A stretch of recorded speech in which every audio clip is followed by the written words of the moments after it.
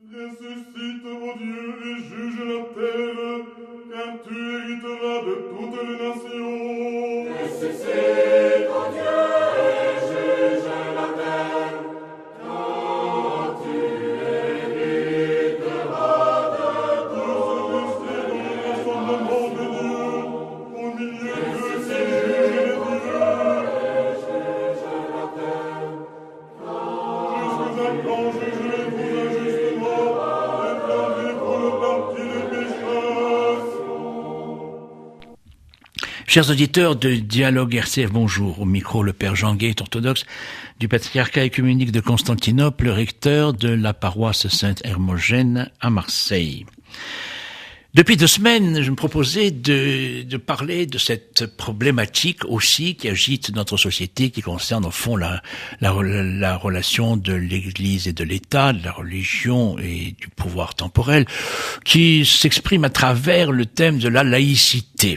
Et nous savons bien que depuis quelque temps, nous avons des difficultés finalement d'appréhension de ce concept, de cette notion de laïcité, dont je rappelais curieusement que la semaine dernière, il y avait deux étymologies pour ce terme, soit l'étymologie latine qui viendrait donc de laicus et qui dirait quelque chose tout simplement d'ordinaire, quelque chose de commun, ce qui me paraît peu probant, et par contre curieusement, l'étymologie grecque qui, elle, renvoie à laos, c'est-à-dire le peuple de Dieu, et laikos, son adjectif, c'est-à-dire qui relève du peuple de Dieu. Semble-t-il, c'est plutôt cette étymologie-là qui est exacte. Et qui, évidemment, n'est pas sans être en un sens paradoxal, puisque progressivement, la laïcité a désigné tout ce qui ne devait pas être religieux, et donc ce qui ne devait pas renvoyer au peuple de Dieu. Mais les choses ne sont pas si simples. Elles ne sont pas si simples car, comme rappelé précédemment, au fond, après la Révolution, et la Révolution elle-même, et après la Révolution, les valeurs de la République, comme elles ont été affirmées et posées, restaient profondément d'inspiration chrétienne. Et que la Troisième République, encore une fois, si elle a instauré les séparations de l'Église et de l'État, c'était essentiellement pour évacuer, en définitive, l'Église de l'enseignement proprement dit, et que l'école, de la fameuse école de Jules Ferry, notamment l'école primaire, qui en effet a été, je crois, un apport tout à fait extraordinaire en France, eh bien, cette école était une école de l'instruction, comme je disais, une école de l'instruction et non pas de l'éducation. Fait le test plusieurs fois de savoir qu'est-ce qui était plus coercitif, l'instruction ou l'éducation. Eh bien, c'est l'éducation qui est coercitive, parce qu'on éduque avec une finalité, dans une certaine perspective, n'est-ce pas, pour obtenir des résultats. Alors que l'instruction est une transmission du savoir le plus large possible, à l'état pur, au fond, sans porter d'appréciation. Certes, ce n'est pas facile, mais l'instruction, c'est cela. Eh bien, l'école française était l'école de l'instruction qui n'interdisait pas de connaître les références de notre civilisation, de notre culture, et encore une fois de nos valeurs qui sont devenues les valeurs de la République, mais qui sont les valeurs de la civilisation chrétienne. Et je rappelais, je le fais encore une fois, que jusqu'en 1960 en France, nous avions des prêtres en soutane dans la rue, ce qui était tout à fait normal. Les corbillards ces espèces d'ensemble étaient très très visibles et qui étaient comme ça évoqués tout simplement, évidemment, une dimension très religieuse. Les gens s'arrêtaient dans la rue pour se signer au passage d'un corbillard sans savoir qui était dans la voiture.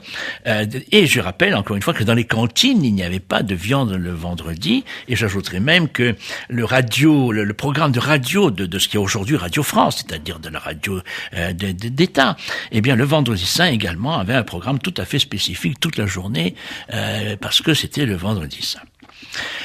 Il ne reste plus grand-chose de tout cela. Si, il reste encore une petite trace d'ailleurs, qui n'est pas inintéressante, ce sont les jours fériés. les jours fériés chrétiens, que ce soit pour Noël, que ce soit pour Pâques, le lundi de Pâques, que ce soit pour Pentecôte, mais plus significativement le jeudi de l'Ascension ou le 15 août l'Assomption. Le jeudi de l'Ascension, personne ne discute, il est toujours dans une bonne période de l'année, tout le monde est content de l'avoir. J'ai fait le test personnellement dans une classe d'étudiants de 22-23 ans, n'est-ce pas, à l'université, et je disais, bon, jeudi prochain c'est férié parce que c'est l'Ascension. Il y a eu 30 personnes. J'ai demandé pourquoi, qu'est-ce que l'Ascension? Une seule personne s'est levée la main pour esquisser quelque chose en disant ça a quelque chose en rapport avec le Christ, sans autre précision. Et je pense que dans l'ensemble de la société, pas beaucoup, enfin, c'est pas une majorité qui sait pourquoi le jeudi de l'Ascension est jour férié. Bon, c'est simplement à titre anecdotique, mais il n'est pas si anecdotique que cela. Parce que c'est en cela que nous sommes devant une crise de référence, de ce que nous sommes nous-mêmes. Je l'ai déjà évoqué à propos de l'identité, mais j'y reviens parce que c'est le fond du problème. On a renvoyé, la religion a été renvoyée définitivement à la sphère privée, mais qu'est-ce que ça veut dire, la sphère privée? Est-ce que justement, en sortant dans la rue en soutane, on n'a plus le droit de le faire, alors que d'autres justement le font, et c'est pour ça que nous sommes gênés. On voit très bien un petit peu les allusions que je suis en train de faire. Parce que c'est dans cela qu'on a une crise de la laïcité, parce qu'on ne sait plus très bien quel est le contenu exact et que supposait cette laïcité. On est devenu un laïcisme un petit peu agressif et qui n'a visé en réalité que le christianisme et plus particulièrement le christianisme romain. Enfin, l'Église catholique. Je dois dire ici, entre parenthèses, que dans le cadre de cette émission orthodoxe, je suis orthodoxe, mais je suis orthodoxe français, ou français orthodoxe, comme on voudra. Et donc, je pense être en position pour percevoir un petit peu ces deux, avoir cette double vision d'une double culture et de pressentir, au fond, ce qui se passe en France à cet égard. La séparation, d'ailleurs, aujourd'hui même institutionnelle, n'est jamais totale. Et c'est ça qui est assez curieux. Le ministère de l'Intérieur a une compétence officielle, objective, n'est-ce pas, dans le domaine des cultes. Et il y a un conseiller auprès du ministère de l'Intérieur, donc cabinet du ministère de l'Intérieur, et il y a un conseiller spécifique qui est un conseiller au culte. Certes, peut-être pas uniquement au culte chrétien, mais à l'ensemble des religions, cela est vrai, mais et c'est tant mieux, mais il y a bien en quelque sorte cette référence au phénomène religieux dans la société, dont on ne peut pas se passer. Ce n'est pas en disant que ça revient à l'espace privé, ce n'est pas vrai. En réalité, notre société fonctionne, a besoin de référents. Et si on n'a pas ces référents, c'est là que nous avons des difficultés, et en effet, nous les avons. En fait, de crise de laïcité, c'est une crise des valeurs et des points de repère que nous avons déjà évoqués.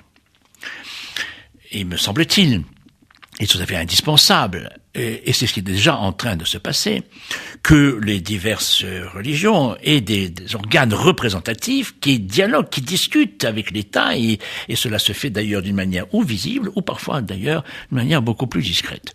Je crois pouvoir dire que le ministère de l'Intérieur a pu solliciter un rendez-vous avec les responsables religieux en France tout à fait récemment à propos de la question de l'immigration, à propos de Calais et d'autres choses, justement pour avoir en quelque sorte l'assentiment, ou en tout cas prévenir toutes les institutions religieuses de ce qui des problèmes, et en quel terme tous ces problèmes se posent, pour avoir un petit peu l'aval et l'assentiment de ces représentants religieux, et je crois pouvoir dire que le ministère a reçu cet aval.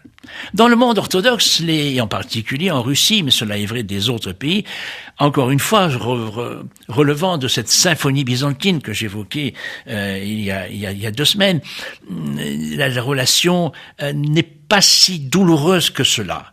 D'un côté, il y a eu l'éradication totale de toute religion pendant 70 ans sous le régime communiste en Russie, un petit peu moins dans les autres pays orthodoxes comme la Roumanie, la Serbie, la Bulgarie. Et en réalité, cet athéisme était tellement religieux lui-même, tout le monde le reconnaît, que le retour à l'Église et le retour de la réintégration, la réinsertion de la religion n'a posé en définitive aucun problème. Et je rappelle que dans tous ces pays, la séparation de l'Église et de l'État est affirmée constitutionnellement, et en Russie en particulier. La constitution russe, aujourd'hui, affirme la séparation de l'Église de l'État. Mais quand on regarde la télévision, on a l'impression, enfin, c'est pas tous les jours, mais je veux dire, les apparitions conjointes du président et du patriarche de Russie sont extrêmement fréquentes, et on a vraiment, l'un et l'autre nous donnent l'impression de vouloir absolument montrer qu'ils collaborent, oui, dans une perspective, dans le cadre de cette symphonie byzantine, ce qui est vrai. Ce qui est vrai, c'est qu'ils essayent et qu'ils collaborent dans ce sens-là. Alors, séparation de l'Église et de l'État, oui, mais en même temps, c'est-à-dire que l'Église fonctionne selon ses propres règles, qu'elle affirme ses propres règles, que l'État fonctionne également selon ses propres règles, mais ceci n'empêche pas un dialogue, une rencontre. Je ne dis pas là, je ne fais pas l'apologie de la manière dont les choses se passent aujourd'hui en Russie, mais j'apporte un éclairage. Et d'ailleurs, il y a des dérives dans cette collaboration, et que bien souvent, on retrouve un peu la problématique du premier millénaire, n'est-ce pas, où tantôt c'est l'empereur qui domine l'Église, tantôt c'est l'Église qui veut dominer l'empereur ou le président aujourd'hui, ce qui revient en définitive à peu près au même. Et c'est un équilibre, tout ça, simplement parce que cette relation, ce binôme du pouvoir temporel et spirituel est un binôme instable, il a toujours été, et il le sera sans doute toujours, car il ne relève pas de la même problématique. L'une, pouvoir temporel, c'est les choses de ce monde, l'autre, c'est les choses, j'ai bien envie de dire, les choses de Dieu.